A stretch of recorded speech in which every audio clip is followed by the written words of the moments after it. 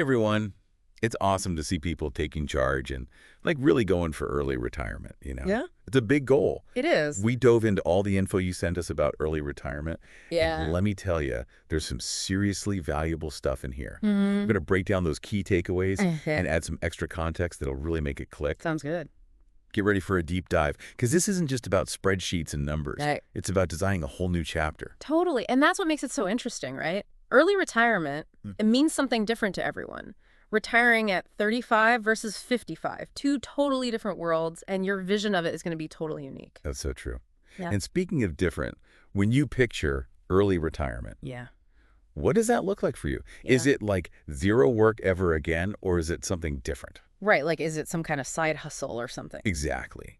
Big questions. And it actually leads right into this idea of a Okay. financial independence number, Right. or FEN. Have you heard of this before? Oh, yeah, all the time. It's like the foundation of early retirement planning. It's that magic number you need invested so you can cover all your expenses without needing a job.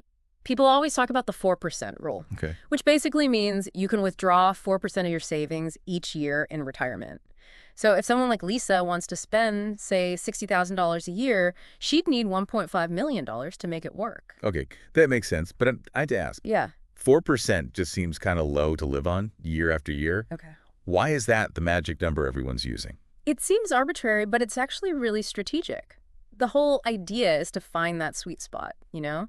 You get to enjoy your money now, but your investments are also growing faster than inflation. Mm. And this is important, it factors in a buffer for when the market takes a dip, which, let's face it, it always does. Remember, this is about actually enjoying your retirement, not just getting by. Okay, I like that. Enjoying it, not just surviving. Exactly. But I imagine enjoying it probably takes a decent amount of saving beforehand. Mm-hmm. How much are we really talking about here? Yeah, it's not always a small number, especially when we're aiming for early retirement. Think more like 40% to 70% of your income going towards savings and investments. Wow. Yeah, it sounds like a lot, but, and this is the cool part, that's where compound interest comes in. Okay, so break that down. How does compound interest make such a difference? Think of it like a snowball effect. You know John from that research you sent. He's putting in like $50,000 a year, getting a 7% return on average. In just 15 years, he's on track to have over $1.2 million. That's the beauty of starting early, even if it's small amounts at first. It's amazing to see how much it can grow, right? Yeah. But investing for early retirement, it's not just about how much you save. Right. It's about where you put that money, too. Yeah. Making that money work for you is key. That's where we get into diversification. You don't want to put all your eggs in one basket, as they say. Oh. Instead, you spread your investments across different asset classes. Stocks, bonds, even real estate, like you found in your research. Oh, yeah, the example of Emma. Yeah. Adding rental properties to her portfolio, that really piqued my interest. Mm-hmm. What's the advantage of that, of having rental income as part of an early retirement plan? It's all about having multiple streams of income, to support that retirement lifestyle. Rental income, it's interesting because it's considered passive income. Okay. So once you've got those initial investments made, you find good tenants, it can really provide a steady flow of cash without you needing to actively work for it. So it takes the pressure off needing your investments to carry all the weight. Exactly. And like rental income is just one example. We were talking about dividends from stocks earlier. You can even factor in those side hustles that maybe you even enjoy doing, and those can become a bigger part of your life. Look at Paul, right? He's incorporating both rental and dividend income, so it's like the safety net that can help him through those market ups and downs. This is making me rethink the whole picture. It's not just about crossing that finish line of early retirement, but also about the steps you take along the way to build those streams of income. But there's this one thing in your research that always seems to cause a bit of anxiety. Healthcare. What's your advice on handling healthcare costs, especially when you're retiring before Medicare kicks in? Oh, it's a big one for sure. And you're right to be thinking about it now. Retiring early often means dealing with that gap in health insurance, Yeah. But you do have options. You mentioned Susan's plan, starting with Cobra and then switching over to a high deductible plan paired with a health savings account or HSA. Right. So there are ways to bridge that gap. That's good to know that there are options out there. We talk a lot about the financial side of early retirement, Right. but there's this whole lifestyle change involved too, isn't there? Absolutely. You mentioned downsizing, and I'm not just talking about your wardrobe. Exactly. And it can be a powerful way to speed up that path to early retirement. Take Mike, for instance, from your research.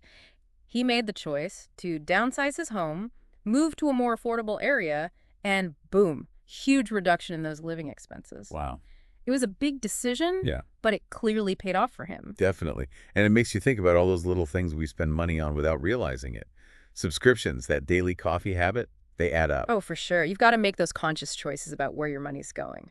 Speaking of things we don't always love to think about, let's talk about taxes. Ugh, yeah, not exactly the most exciting topic. Not really. But ignoring it now Mm-hmm. could lead to some unpleasant surprises later on. Exactly. So give us the rundown, those tax-smart strategies. One of the biggest things is being tax efficient in retirement. Okay. And your research had a great example of this, Mary.